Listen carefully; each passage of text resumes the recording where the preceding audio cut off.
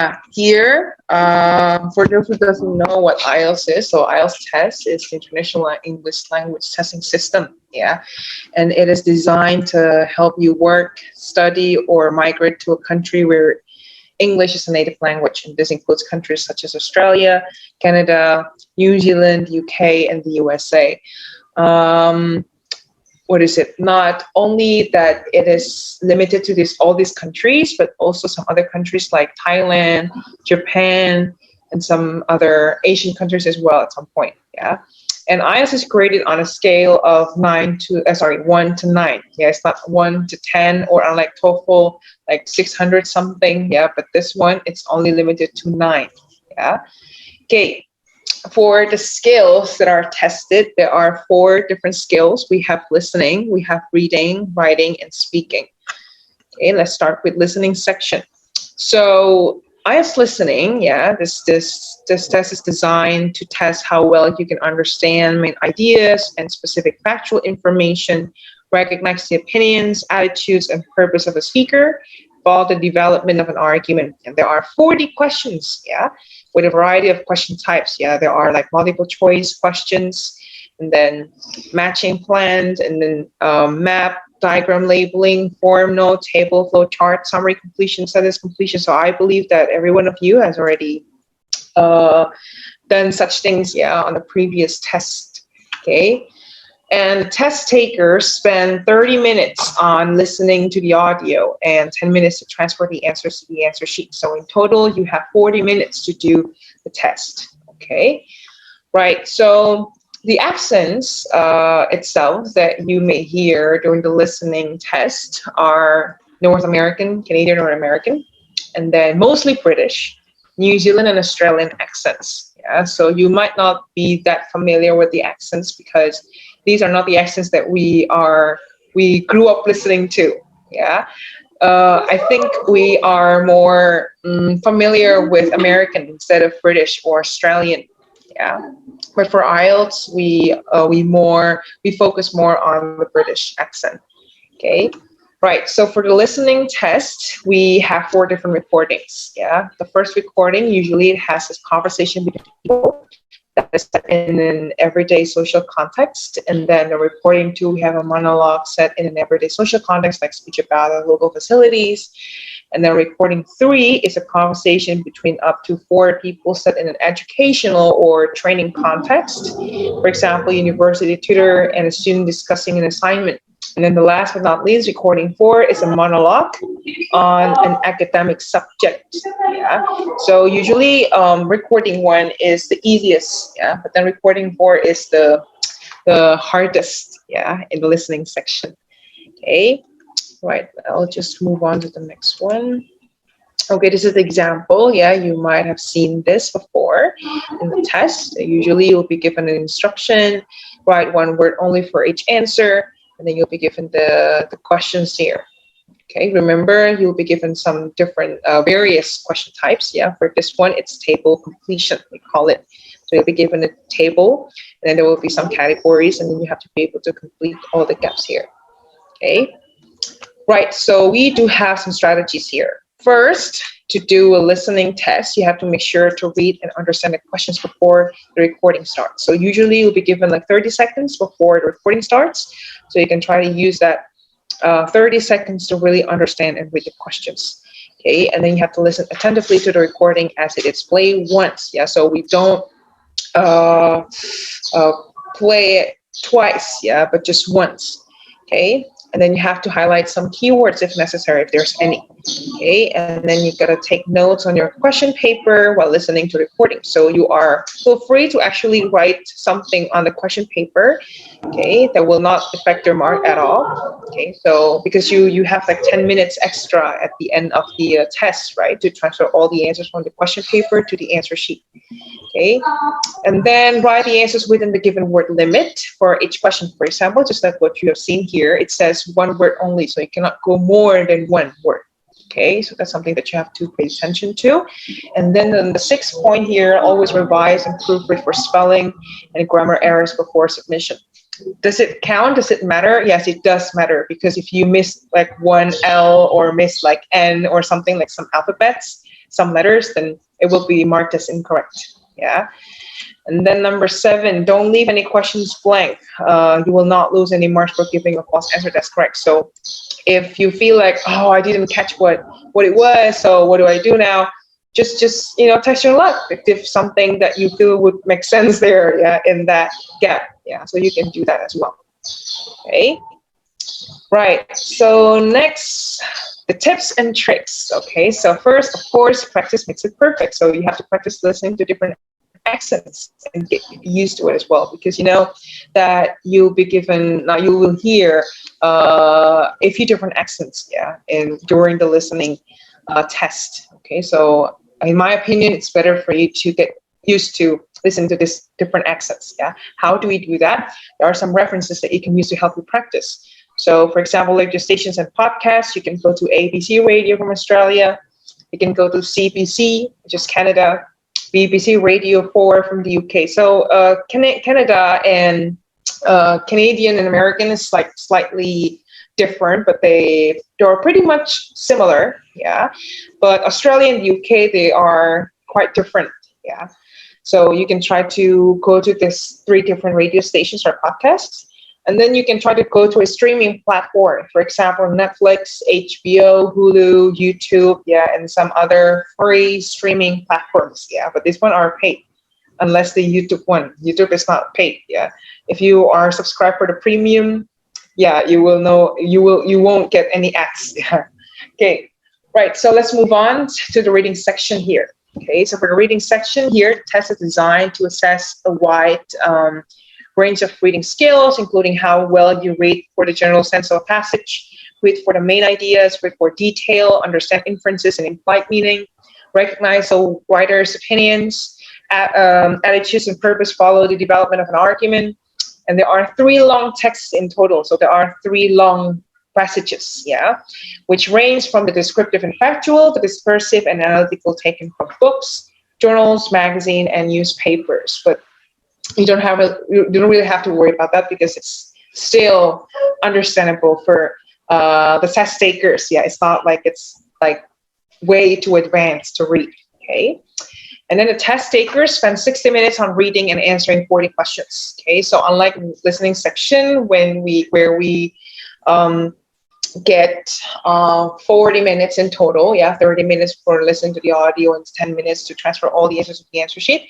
But this one, for reading section, you only have to spend 60 minutes, yeah, and no extra minutes, yeah, to spend to transfer all the answers to the answer sheet.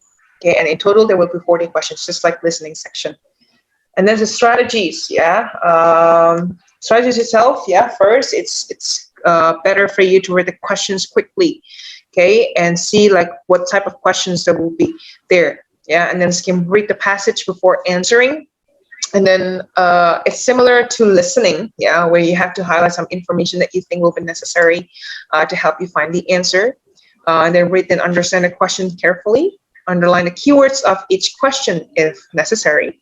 And then if you can answer the question, move on to the next, yeah. So you don't really have to keep dealing with the same question and try to answer what that is, yeah, because it's going to be such a waste of time. So try to like go to the next question, and then you can try to go back later to finish that question. Okay, and then you can try to 6.5, yeah, point 5 here. Don't waste your time writing on a question paper, as you have no time to transfer the answers. That's correct. Yeah. So unlike in listening section where you can try to answer and then take notes on the question paper, for this one it's a little bit different, because we strongly suggest you just to write it on the question, to write it on the answer paper instead of the question paper. Okay, and then just like listening section where you have to make sure to proofread before submission. So see if there's any spelling or grammar errors. Don't leave anything blank. So you might wonder, what does it mean by grammar? Grammar here means, for example, did you put singular or plural nouns? Okay, for example, it says, there is a, and then blah, blah, blah, blah, blah, blah. So what do you think the gap is? Do you think it's going to be a singular or a plural noun? So if you write it plural, it's incorrect, right? It should be singular. So that's what it meant by the grammar, okay, by the structure.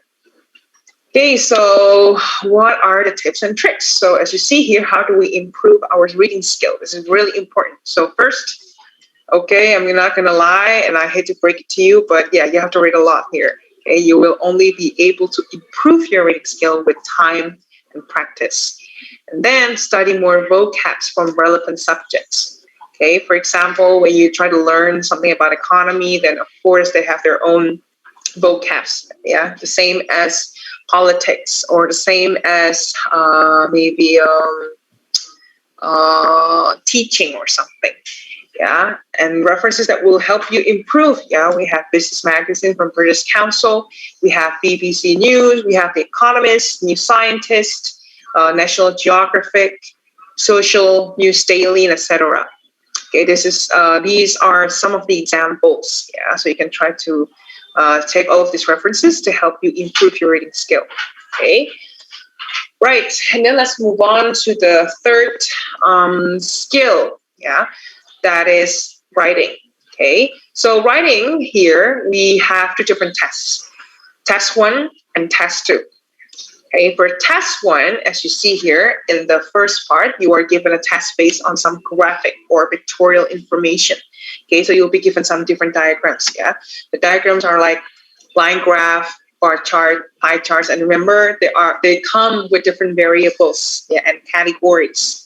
Okay, and then we have table, and then we have flow chart, or what we call as process diagram, and then we have maps as well. So for flow chart or process diagram is where you'll be given some steps, and then you have to be able to report those steps, yeah, to see how the steps are performed. But for maps is where you'll be given 2 to 3 different maps, and then you have to compare and see what are the similarities and what are the differences between or among these 3 or 2 or 3 maps. Yeah. And then the last but not least is multiple diagrams. Multiple diagrams is where you'll be given more than 2 diagrams, not more actually. But yeah, 2 or 3 diagrams, yeah, depends. Usually it can come with different types of diagrams. For example, like what you see on the screen right now is line graph and bar chart. But somehow you might see 2 different pie charts, 3 different pie charts, 5 different pie charts. Then you have to be able to report all these diagrams. Okay, right. So hold on a second. Okay, and here you are expected to write a descriptive report, yeah, of at least 150 words for 20 minutes on the information provided. But in total, you have 60 minutes in total, but you are advised to do it for 20 minutes for this one. And you have to write for at least 150 words. For this task, you don't have to write your arguments. You don't have to write your opinions. For example, okay, the conclusion is that people like this because of this and that. So you're using your assumptions for this one. So that's not what you are doing here. Okay, you just have to simply report it. That's it. And then other than that, we have this IELTS writing test 2. So the second test, as you see, it's more demanding. That's correct, because you have to write 250 words. Yeah, and it is longer indeed, yeah, than task 1. And you are advised to spend approximately 40 minutes on this test. What makes it different, not only the numbers, yeah, the word limit, yeah, but also that here you are expected to produce a written argument on a given topic to organize your answer clearly, given some examples to support your points as well. So give some evidence, give your support your points. Why do you think you agree with the statement, with this topic? Why you disagree? Why you for example, what is it like? What are your opinions on this topic? So those are the things that you will deal with, yeah, for test 2. Okay, and I believe that for writing, you did writing test 1, right? Writing test 1, right? Yeah, writing test 1. So, okay, right. So this is the example of, what is it? The example of, what is it, like the questions, yeah. So you'll be given a prompt essay, you'll be given some questions there. And there's so many types of questions. We have opinion essay, 2-part question essay, discussion essay, advantages and disadvantages essay, and problem and solution essay. And there are like 2 more, like cost solution, yeah. Here, opinion essay is, for example, what is your opinion? Do you agree or disagree? To what extent do you agree or disagree, for example? And then, to what extent do you agree or disagree? And then sometimes you'll be given a direct question. Okay. For two-part question is usually for a topic, you'll be given two different questions. Yeah. And then you have to be able to answer those questions. Okay, and then the third one is discussion essay, is where you have to discuss the topic. What is it? For example, discuss both points of view means that you have to discuss two different views. Yeah, maybe the one that agree and the one that disagrees. And then you have, and then it says give your opinion, which means that you have to give your opinion which one that you prefer more, which one would you feel like agree with more, for example. Yeah, but if you are not given this and you just have to, you are asked to discuss both points of view, which means that it's not necessary for you to give your opinion. Okay, and then we have advantages and disadvantages essay. These are the examples of the questions. Yeah, discuss the advantages and disadvantages and what are the advantages and disadvantages, for example. And then for problem and solution essay, as you see, students are becoming more and more reliant on technology. And what are some of the problems associated with reliance on computers? And what are some of the possible solutions? So this is, the example of the problem and solution essay. You'll be given two different questions, and then you have to be able to answer those questions in the essay. Okay, right. Okay, and then this is, maybe I would like to talk a little bit about this one, about the assessment criteria. We have task achievement. Okay, task achievement is where, how well you describe something, how much information you have included, and how you have selected information that counts. Yeah. Coherence and cohesion is how well you organize your information, how well it flows from beginning to end. And lexical resource is how much vocabulary you use and how very accurate and appropriate you are with vocabulary. And of course, spelling here matters. Yeah, just like what I said, like listening and reading. Yeah, that if you miss the L, if you don't put double L or stuff, yeah, that will affect your mark. And then the last but not least is grammatical range and accuracy. How complex the structure is. The structure here means that you can use various structures. Yeah, for example, tenses. For example, like the use of present perfect or past tense or present continuous tense, for example, and then the use of compound sentence. And then the use of complex sentence, the use of simple sentence, conditionals. Yeah, that counts. Okay. And then, try to avoid making grammatical mistakes here, because indeed it will affect your mark, Okay, so now let's move on to, this one, the strategies. So the strategies for this is really important for you to analyze the questions and answer the questions before answering the questions. Not before answering the questions, sorry. Analyze the question and answer the questions, So that's like the most important thing for you to do before you get started with planning the essay. Okay. And then once you're done with that, you have to go with planning your essay. Plan your essay and organize them in different paragraphs. To make it well organized. So this is really important for you to do just before you start writing your essay. Okay. Most students miss this part a lot. For example, just like what you did in writing test one, you try to see the main features first. What are the main features here? What do you think the trend here is? Do you think it increases? For example, so try to understand that first. Maybe for the first 3 minutes or 5 minutes before writing. Okay, and then here, number 3, make sure you have to have clear overview for test 1 and thesis statement for test 2. Because these two will determine what is going to be in your essay. What is the content of your essay would be.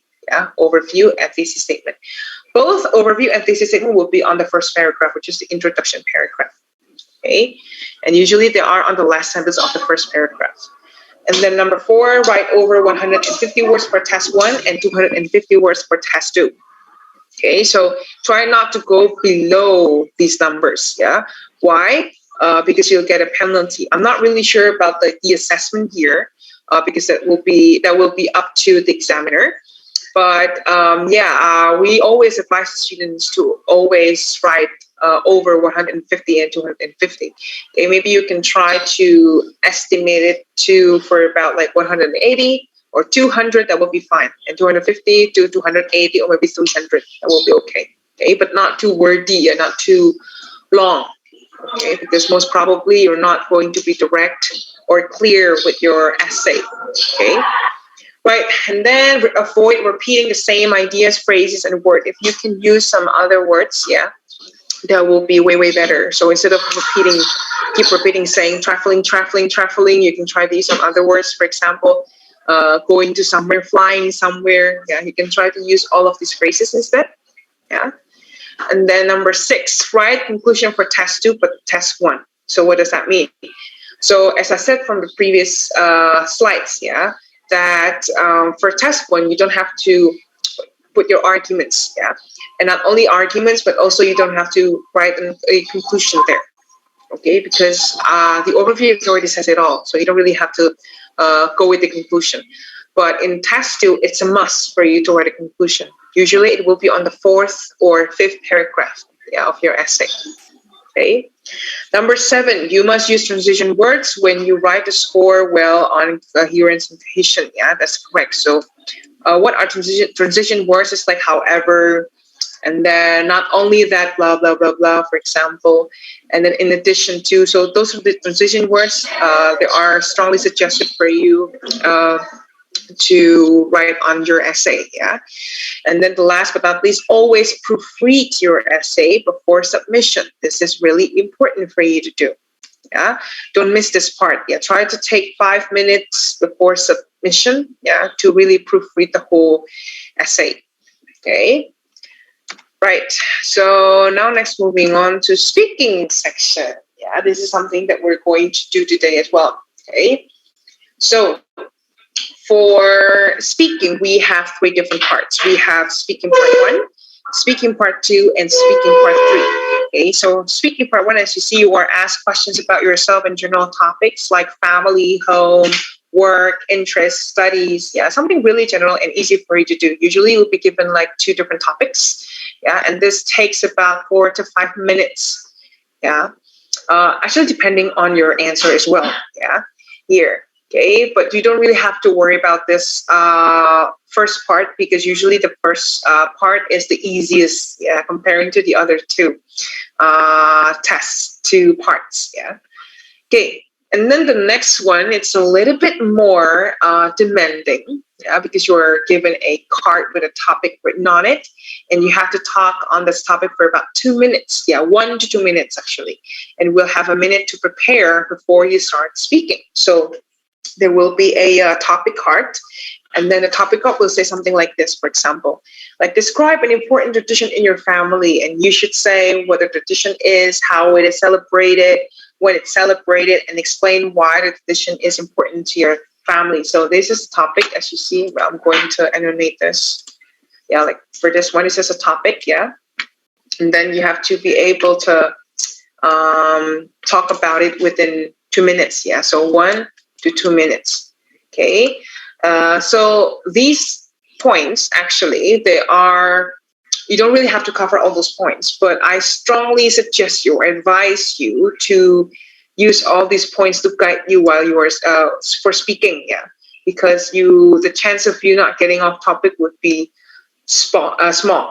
Okay. Right. So I'll go back to the previous page. Oops, sorry. Okay, that's for speaking part 2. Yeah, you might wonder, like, do we really have to cover 2 minutes? Do we really have to speak for 2 minutes? Actually, not really. If you feel like you can, at least try to do it for 1.5 minutes. Yeah, that's the most important thing for you to do. But if you carry on speaking for 2 minutes, usually the examiner will stop you from speaking. Okay, but remember, you only have 1 minute to prepare before you start speaking. Yeah, only for 1 minute. And then for part 3, yeah, part 3 is a bit different from part 2, but not the question. The topic is related, yeah, strongly related to part 2. Okay, but the system, not the system, yeah. Yeah, it's the same as part one, yeah, which is the question and answer section. Yeah, so you'll be given some questions, and you have to be able to answer those questions. Yeah, but in speaking part is more like you have to discuss abstract issues and ideas. Yeah, unlike in part one. Part one is way more relaxed. Yeah, way more general. But this one is a little bit intense. Yeah, for part three. Okay, so what are the strategies? The strategies, as you see here, to answer the questions correct. Yeah, you need to be clear with the answers. Yeah, and then always try to extend your answers. For example, the examiner says, "Okay, do you like cooking?" And then you say, "No," and then that's it. No, the examiner, of course, will expect you to speak, to talk more about that. Yeah, why it's a no, why it's a yes. Yeah. Okay, but you have to make sure the information is relevant to the questions. So, like give answers that's necessary. Yeah, it's not like you don't really have to go off topic. Yeah, by for example, you are asked like, do you like cooking? Oh, no, I don't. And then you like, or yes or something, and then you suddenly talk about your other hobbies. Like that doesn't make any sense. So you don't really have to do that. You just go off topic. And then the third one, lie if you need to, because they don't assess your honesty at all. Okay, so for example, on section 2, yeah, part 2, you'll be given this topic, and then you have no idea, you have no relevant experience on this topic, and so what am I supposed to do? So you don't really have to worry about that. Yeah, you just can lie about it. You can try to make up something. Yeah, for example, about a song or something, and then you feel like, I don't like listening to a song, but then I remember one song that back then my dad loved to listen to, for example. You can talk about that song. Yeah, so you don't really have to be honest with the answer. Yeah. Okay, and then number 4, don't stay quiet, keep talking. Yeah, so try to avoid making a long pause while you are speaking. Yeah, it's better for you to keep talking about something. Okay, and then number 5, speak naturally, confidently, and clearly. That's really important. Yeah, because somehow we feel like we want to impress our examiner by using some sophisticated words or uncommon words, but then you will end up, it feels like it will make you sound not natural. Yeah, so try to, put that away. Okay, and then confidence is really important while speaking. Yeah, because it will allow you to put more, emotion, while you are speaking or answering the question. Yeah, and clearly hints means the articulation, and then does it answer the questions or not? Yeah, and then the word stresses. What does it mean by word stresses? So here's the thing, guys. Word stresses itu penekanan, ya, dalam suku kata. Okay, so when we try to pronounce some words in English, they have some stresses. For example, the word elephant, we say elephant, so we stress the first syllable, right? But then for the word 11, which is a plus, we stress the second syllable. So that's what it meant by word stresses. Yeah, that's why if you notice some people from other countries, like not to be racist here, but Bule, yeah. If you notice, like Cinta Laura, for example, when she speaks Indonesian, she uses a lot of stresses, yeah, in pronouncing some words in Indonesian. For example, apa kabar semuanya? See, like, the stress, yeah, and the words itself, yeah, it does make a difference. Yeah. Okay, and then number 6, focus on vocabulary, range of tenses, grammar, and sentence structure equally, just like writing. Yeah, so the tenses, like for example, like this one, the family describe an important tradition in your family. Does that mean that I have to use past tense? Does that mean that I have to use present tense? Yeah, you decide. Okay, for this one, of course, you have to use present tense, right? Because we talk about tradition, something that is done regularly, something that is habitually done. Yeah, but then it will be different if you are asked something about the past, like, oh, describe something that happened to you when you were in high school or something. Yeah, that will be different. Okay. Right. And then number 7, ask the examiner to repeat the questions and ask for a clarification. So is it okay for us to ask the examiner? Yes, of course you can. But then I don't really recommend you to ask your examiner way too often. Yeah, because of course it will affect your mark. Yeah. Okay. And then number 8, pretend that you are interested in the questions. Yeah. So try to, as I said, previously, try to put some more emotion to it, and try to express yourself even more. So it will be different when I say something like this, like, yeah, I know, like, if it doesn't look like I'm energized, while I'm speaking. So it's better for you to get interested in the questions, though you're not interested in the questions. Okay. Right. So, what are the tips and tricks? As you see, how do I improve my speaking ability? First, you can try to look for speaking buddies and to build your confidence in speaking. Yeah. I believe that speaking buddies, there are a lot. Yeah. Maybe if you feel like you have like some friends that are learning English or studying English as well, you can try to ask them to be your speaking buddies and try to speak in English as often as you can. Or maybe this is something that what I do as well. Like when I learn English, I tend to go to some sites, websites or apps like Hola, Omigo, Omi TV. I go to those places, and then I kind of like use a VPN and try to put the server somewhere in the US or in the UK or in Australia, for example, and then I begin to talk to them in English. And so from there, I can absorb, or I can learn some new phrases or languages in their country. For example, I remember that someone asked me like, "Oh, ask me anything. I'm an open book." Like I was wondering like what an open book is, and then he was like, "Oh, open book is this and that." And then like, okay. And then the next, like when I got skipped, or when I have to go to the next person that I would like to talk to, I would like to use the same phrase as the one that the previous person talked to me said to me. Okay. So I use that phrase, and then I keep practicing using the phrase. So that's how you can try to broaden your vocabulary knowledge. And also not only that, but you can also build your confidence in speaking in English. Okay. And then don't be afraid of making mistakes while practicing, because it is part of the process. And then number 3, repeat what the speaker says. Take notes if you can. So try to make sure that you know exactly what the speaker says, and try to repeat what they say.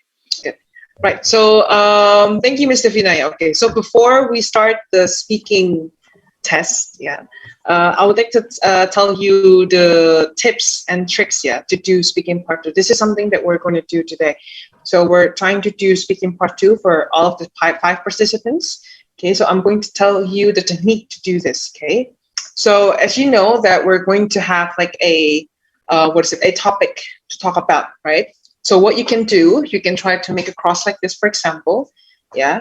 Make a cross and then pull this question words out, like 5 words and WH. That's what 5 W and 1 H. Lima always have to. Okay, which is what, where, when, how, who, how, why. You can try to pull this question words out, and then you can try to determine what the tense used is right over here. Like, do you think you're going to use a past tense or present tense? I would say that this is going to be really helpful for you during the speaking test. Other than that, put them either. You can try to number, each section. Like, which one would you like to talk about first? Would you like to go with what, who, when, or where, and how? Okay, some students usually they got confused.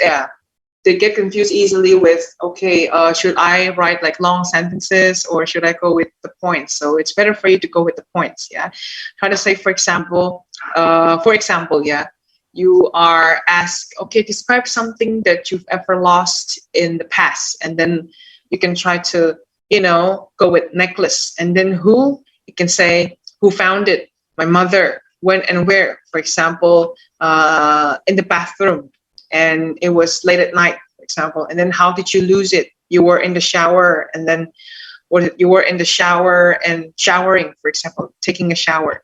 Let's say so. So I will start timing you guys. Yeah, Aria can also still join. Yeah, it's okay. All right, to practice. Okay, that's all right.